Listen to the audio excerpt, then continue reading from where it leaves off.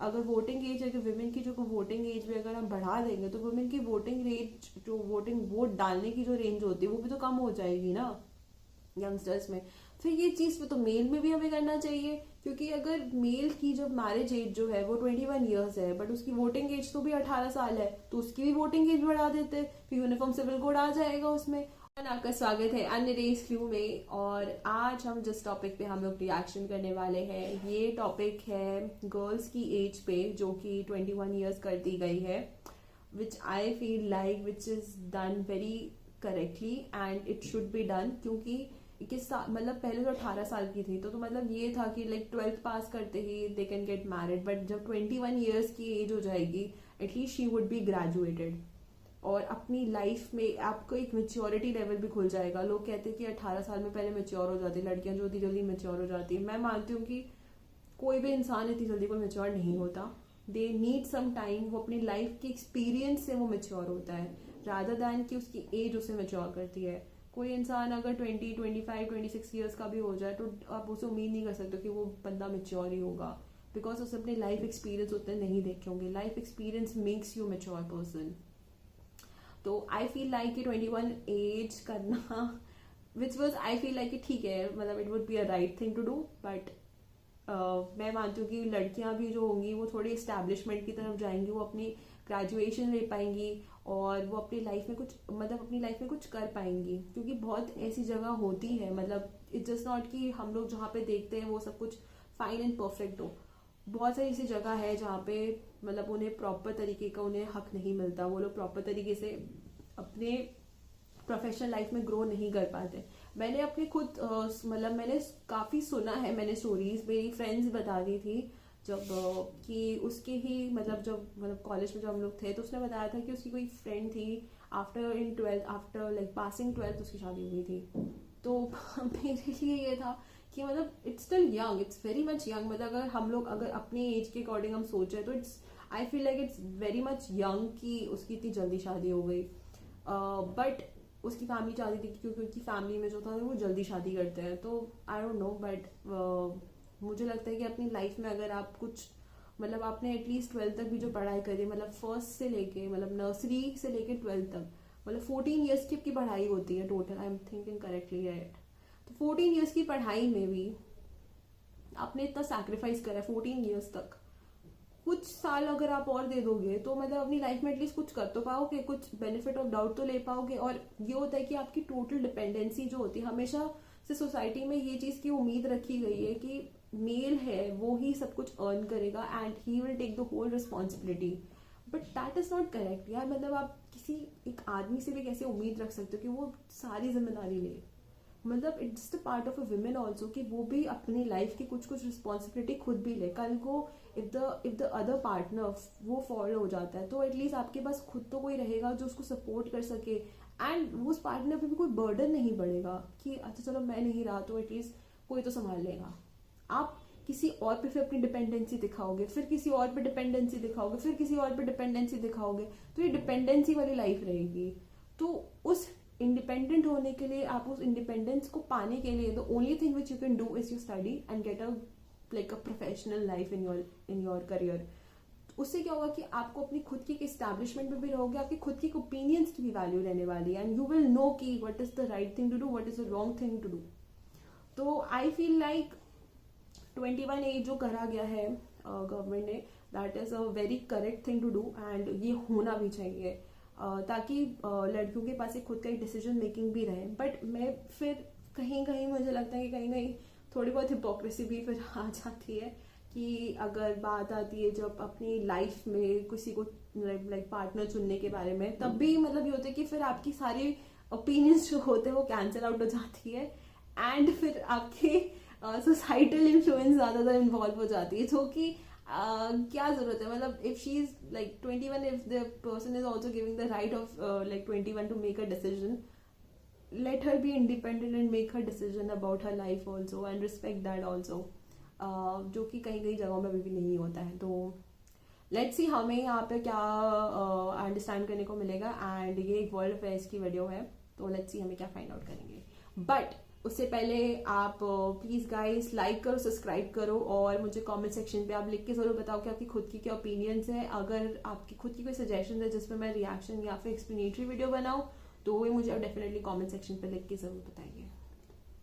तो हम इस वीडियो को स्टार्ट करते हैं। तो रिसेंटली आपने सुना होगा कि भारत में जो कैबिनेट है जिसको चेयर करते हैं हमारे देश के पीएम, इन्होंने ये डिसाइड किया है कि जो मैरिज एज है लड़कियों की भारत में ये 18 से बढ़ा के कर देंगे 21। तो मेल और फीमेल दोनों की एज होगी 21 इन द फ्यूचर। पहले तो हाँ, पहले तो मेल की 21 थी। अभी इस पर लॉ पास होना बाकी है। अभी इस पर डिसाइड बस कैबिनेट ने किया है। अभी ये इस पर वोटिंग होगी लोकसभा में, राज्यसभा में, फिर प्रेसिडेंट का अप्रूवल मिलेगा, नोटिफिकेशन आएगी, वहां पर लिखा होगा कि इस महीने के बाद से जो भी शादियां होंगी अब वहां पे कानून के हिसाब से मेल फीमेल दोनों की एज 21 या 21 से ऊपर की होनी चाहिए। अगर नोटिफिकेशन के बाद अगर मान लो कोई 18 साल की अपनी लड़की की शादी करवाता है तो वो शादी चाइल्ड मैरिज के अंदर गिनी जाएगी और उसके हिसाब से सजा भी दी जाएगी। अब यहाँ पर आप पूछेंगे विमेन की जो एज है मैरिज की बढ़ाने की आवश्यकता क्या है, क्या ग्लोबली बाकी देश भी ऐसा कर रही है? तो इसका आंसर है हाँ। ये देखा जा रहा है, एक ट्रेंड है स्पेशली डेवलपिंग कंट्रीज में, इंडिया के आसपास जो भी कंट्रीज हैं सिवाय पाकिस्तान और बांग्लादेश के, बहुत से देश हैं जो धीरे धीरे जो लीगल एज है मैरिज की फॉर वुमेन ये बढ़ा रहे हैं। अब फॉर एग्जांपल चाइना में आप अगर देखो तो जो लीगल एज है मैरिज की वो है 22 फॉर मेन और 20 फॉर वुमेन। और रीजन चाइना इसका बताता ये है कि जो न्यूट्रिशनल नीड है एक फीमेल की ये 20 के आसपास कंप्लीट हो जाती है। क्योंकि देखो अगेन एक फीमेल हो सकता है कि अगर प्यूबर्टी रीच कर लेती है 16 साल की एज में तो उसके बाद शी कैन रिप्रोड्यूस, मगर क्वेश्चन यहाँ पर ये आता है कि जो उनके ऑफस्प्रिंग होंगे, जो वो बच्चे पैदा करेंगी, क्या वो हेल्दी होंगे, क्या वो देश की तरक्की में, देश की उन्नति में कंट्रीब्यूट कर पाएंगे? तो इस बात को लेकर चाइना ने काफी रिसर्च करी अपने देश में। उन्होंने यहाँ पर ये डिसाइड किया कि 20 सही एज है इनके हिसाब से, और इसका इम्पैक्ट देखा गया है ओवर द इयर्स। चाइना में जो एवरेज हाइट है ये इम्प्रूव हुई है, जो इनके न्यूबॉर्न बच्चे हैं उनकी भी जो हेल्थ है ये काफी हद तक इम्प्रूव हुई है। और बाकी मैं वैसे आपको ये बता दूं, ये जो 20 इयर्स वाला रूल है ये मेनलैंड चाइना में है। हांगकांग में आप अगर देखोगे तो आपको एज मिलेगी 21 फॉर फीमेल। हांगकांग थोड़ा एक साल फालतू मान के चलता है। उसके अलावा भी कई देश आपको मिलेंगे, फॉर एग्जांपल इजिप्ट। इजिप्ट एक बहुत बड़ा देश है, करोड़ों की आबादी है इजिप्ट की, वहां पर भी मेल फीमेल की एज होनी चाहिए 21 मैरिज के लिए। उसके अलावा फिजी में भी आप देखोगे मेल फीमेल की आपको एज मिलेगी 21। नेपाल में भी आप देखोगे, पाकिस्तान बांग्लादेश रेयर केसेज है, वहां पे रिलीजन का इशू आ जाता है, मगर बाकी कंट्रीज में आप देखोगे नेपाल में भी लिखा हुआ है कि 20 होनी चाहिए एज मेल और फीमेल की फॉर देम टू मैरी। और जो बातें ये सारे देश इंडिया के आसपास के, इवन एक्चुअली आप यूएस को देखोगे तो वहां पर भी कुछ स्टेट्स हैं जो मिनिमम एज ऑफ मैरिज रखती है 19-20 के आसपास। हालांकि कुछ वहां पर स्टेट्स हैं वहां पर अगर रजामंदी हो जाए तो इवन 15 साल की एज में भी शादी हो जाती है, मगर यूएस में भी अब कि जो मिनिमम एज है मैरिज की फीमेल्स के लिए ये बढ़ानी होगी। इंडिया में हमने एक टास्क फोर्स बनाई थी, इस टास्क फोर्स ने भी यहाँ पर यही बात रिकमेंड करी है कि ज्यादा ठीक रहेगा कि ग्रेजुअली हम जो एज फॉर मैरिज है फॉर वुमेन ये 18 से बढ़ाकर 21 कर दे। अब यहाँ पर आप कहेंगे एक बार को हम ये इंक्रीज कर भी देंगे, मगर क्या इंडिया में इम्प्लीमेंटेशन होगी? देखो मैं ये बता दूं आपको, जिस तरीके से आज के समय सरकार इंटरनेट का इस्तेमाल कर रही है, आधार का इस्तेमाल कर रही है, वेरियस और हमारे पास आज के समय टूल्स हैं, उससे इम्प्लीमेंटेशन काफी हद तक आसान हो चुकी है। अब ऑब्वियस सी बात है आधार में एज वगैरह सब लिखी होती है, बहुत से और तरीके से आज के समय गवर्नमेंट के पास डेटा रहता है सिटीजन्स का, तो ऐसे टाइम में चाइल्ड मैरिज कर पाना एक बहुत ज्यादा मुश्किल काम है। और अनलेस कोई बहुत ही रूरल कट ऑफ सा एरिया इंडिया का, उसको आप अगर छोड़ दें, मेजोरिटी ऑफ इंडिया में ये लॉ धीरे धीरे इसको इम्प्लीमेंट करना स्टार्ट कर देगी सरकार। ना यहाँ पर आप पूछेंगे कि ठीक है मगर फिर यहाँ पर इशू क्या रहा है, डिबेट क्या है इस चेंज को लेकर? सिंस बहुत से देश ऑलरेडी इस टाइप का लॉ फॉलो कर रहे हैं मैरिज को लेकर, why can't we do it? देखो इंडिया में रिलीजन का थोड़ा सा इशू आ रहा है। अभी के लिए क्या है कि सरकार जो एज इंक्रीज करेगी, अब फॉर एग्जांपल मैं आपको बताता हूँ, हिंदू जो इंडिया में, तो जो हिंदू मैरिज एक्ट है ऑफ 1955 उसमें यहाँ पे आप देखोगे जो एज ऑफ मैरिज है ये 18 से हो जाएगी 21। मगर जो मुस्लिम कम्युनिटी है इंडिया में उनका खुद का आपको बताया होगा पर्सनल लॉ है मैरिज के लिए। तो मुस्लिम कम्युनिटी में अभी भी डिसाइड किया जाएगा कि प्यूबर्टी जब एक गर्ल रीच कर देती है उसको माना जाएगा एक वैलिड एज फॉर मैरिज। तो अब कई मुस्लिम कम्युनिटी के जो सेक्ट है, सुन्नी सेक्ट, वो सरकार को ये कह रहे हैं कि सरकार बेसिकली यहाँ पर यूनिफॉर्म सिविल कोड की जो एक नीड है इसको भड़का रही है। सरकार के इस मूव से क्या होगा कि एक डिवीजन काफी हद तक बढ़ जाएगा सोसाइटी में और इवेंचुअली लोग कहेंगे कि एक सिंगल लॉ होना चाहिए ऑल ओवर इंडिया मैरिज के लिए, जिसको कहा जाता है द यूनिफॉर्म सिविल कोड। ये चीज होना चाहिए है वो भी यहाँ पर एक प्रश्न उठा रहे हैं। अब इनका प्रश्न भी आप बिल्कुल इग्नोर नहीं कर सकते। अगर डेमोक्रेसी प्रॉपरली आपको चलानी है, आपको सबकी बात सुननी होगी। असाउद्दीन ओवैसी ने रिसेंटली ये कहा है कि अगर 18 साल की एज में एक लड़की वोट कर सकती है, और बिल्कुल इंडिया में आप अगर देखो वोटिंग एज 18 साल है, ये काफी अजीब बात है कि 18 साल की एज में आप वोट कर सकते हैं but you can not marry. तो ये यहाँ पर कह रहे हैं कि या तो वोटिंग एज भी बढ़ाओ, नहीं तो मेरे सुनने में और लगेगा कि एक पर्सन देश का लीडर कौन होगा ये चुनने में एक इंपॉर्टेंट रोल प्ले कर सकता है अपने वोट के जरिए, but that person can not marry. तो देखिए डिबेट इसको लेकर स्टार्ट हो चुका है और क्या था, ओह माय गॉड। और एक इशू यहाँ पर ये भी आ रहा है पैटर्नलिज्म का। पैटर्नलिज्म देखिए कहा जाता है जब सरकार जरूरत से ज्यादा इंटरवेंशन कर देती है एक सिटीजन की लाइफ में, इवन टू द पॉइंट जब सरकार की नीड ना हो। तो यहाँ पर कई लोग जो सरकार का विरोध कर रहे हैं, स्टेप का विरोध कर रहे हैं, वो कह रहे हैं कि ये पैटर्नलिज्म का भी एक एग्जांपल है। सरकार को जो मिनिमम एज फॉर मैरिज है ये बढ़ानी नहीं चाहिए। ना यहाँ पर मैं आपसे पूछना चाहूंगा आपका ओपिनियन कि क्या आप मानते हैं कि इंडिया में जो मिनिमम एज फॉर मैरिज है ये बढ़ानी चाहिए या फिर आप मानते हैं बढ़ानी चाहिए, अगर क्वेश्चन ही नहीं है चाहिए फिर वोटिंग एज भी बढ़ाओ। आप लिखिएगा इसके बारे में, मैं जेन्युइनली जानना चाहूंगा आपका ओपिनियन, क्योंकि लाखों लोग वीडियो देखते हैं। तो आई एम श्योर दसियों हजारों लोग अगर कमेंट यहाँ पे अपना शेयर करते हैं तो उससे भी उनको काफी इंसाइट मिलेगी अबाउट व्हाट पीपल थिंक। तो प्लीज शेयर करिए अपने thought in the comment section below. और फाइनली अगर मैं ये भी ऐड कर दूं कि वीडियो जो है वो ऑलरेडी एंड हो चुकी है। बहुत ही बिजार लगा मुझे ये चीज, मुझे लास्ट का जो सुन के कि फिर वोटिंग एज भी फिर बढ़ाओ। मतलब जब एक मेल के साथ भी जब ये चीज होती है, जो कुछ लोग ये सब चीजें बोलते हैं तो मुझे नहीं समझ में आता वो लोग किस बेस के अंडरस्टैंडिंग पे रह के ये सब बातें रखते हैं। I am not saying that कि वैलिड पॉइंट है या नहीं, आई एम नॉट सेइंग मैं उस चीज पे मैं जा ही नहीं रही हूँ, वो ऑब्वियसली बात है, ये मेरे बाउंड्रीज के बाहर है। इट्स जस्ट दैट कि मैं इस चीज के वजह से बता सकती हूँ। बट बहुत ही बिजार लगा मुझे सुन के कि फिर वोटिंग एज भी बढ़ाने के लिए। भाई वोटिंग एज फिर किस बेसिस पे, उसमें तो फिर वोटिंग की रेशियो भी तो कम हो जाएगी।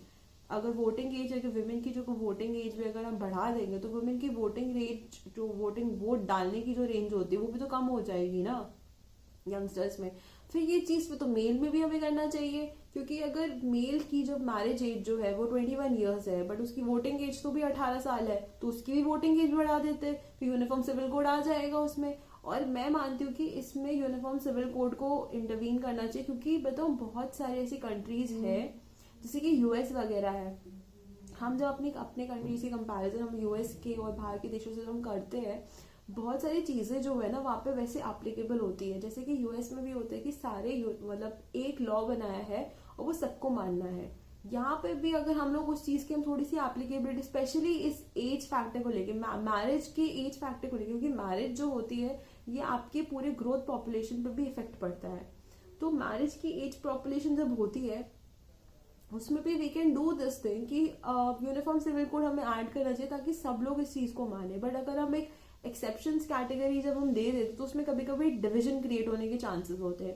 वो यही बोलेंगे कि भाई मतलब इस डिवीजन का है, बहुत सारे कॉन्फ्लिक्टिंग आते हैं, क्योंकि इसमें लॉ का बहुत सारा एक मिसयूज भी हो सकता है। जैसे कि सपोज एक पर्टिकुलर सेक्टर है जो इस चीज को नहीं मानता, देन एक पर्टिकुलर सेक्टर जो मानता है। तो अगर सपोज कोई लड़की या फिर कोई लड़का अगर उस सेक्टर में गया जहाँ पे इस एज का कोई फैक्टर नहीं बैठने वाला, तो उसमें काफी कॉन्फ्लिक्ट आ जाएगा। फिर उस चीज को मैनेज कैसे करोगे? तो वो भी बहुत चीजें इन्वॉल्व रहती है, बहुत सारी चीजें इन्वॉल्व होती है। तो वो भी हमें सोचना चाहिए कि ये सब चीजें करनी चाहिए। और मैं मानती हूँ कि वोटिंग एज तो ठीक है, मैरिज एज जो है 21 रखना इट्स पॉसिबल। और मैं मानती हूँ कि इसमें विमेन की भी हेल्थ जो होती है वो भी ग्रो करती है। मतलब लोग कहते हैं कि 18 साल में विमेन जो होती है वो ग्रो कर जाती है बिकॉज उसके सारे कंप्लीट होते हैं। ऐसा नहीं है, मेच्योरली भी होना चाहिए, अंडरस्टैंडिंग होनी चाहिए। बहुत सारी ऐसी प्रॉब्लम्स होती है जो आपकी 18 के बाद आनी स्टार्ट करती है, तो बहुत चीजें इन्वॉल्व होती है। तो I think this is the right thing कि विमेन की एज जो है तो 21 करी, ताकि एटलीस्ट वो अपनी प्रोफेशनल लाइफ भी थोड़ी बहुत चूज कर सकती है। At least she would be graduated. आजकल के टाइम पे अगर 18 साल में किसी की शादी हो जाएगी, मतलब मैं जिस तरीके से ले रही हूँ, मैं मानती हूँ कि अगर 18 साल में किसी की शादी हो जाएगी मतलब she would B 12th pass, that's it. उसकी फिर शादी हो जाएगी तो अपनी लाइफ में कहाँ स्टैंड आउट करेगी फिर। एटलीस्ट उसके पास हाथ में कोई डिग्री तो आजकल के टाइम पे तो लाइक बैचलर्स के बाद तो मास्टर्स की भी कोई वैल्यू नहीं होने वाली है।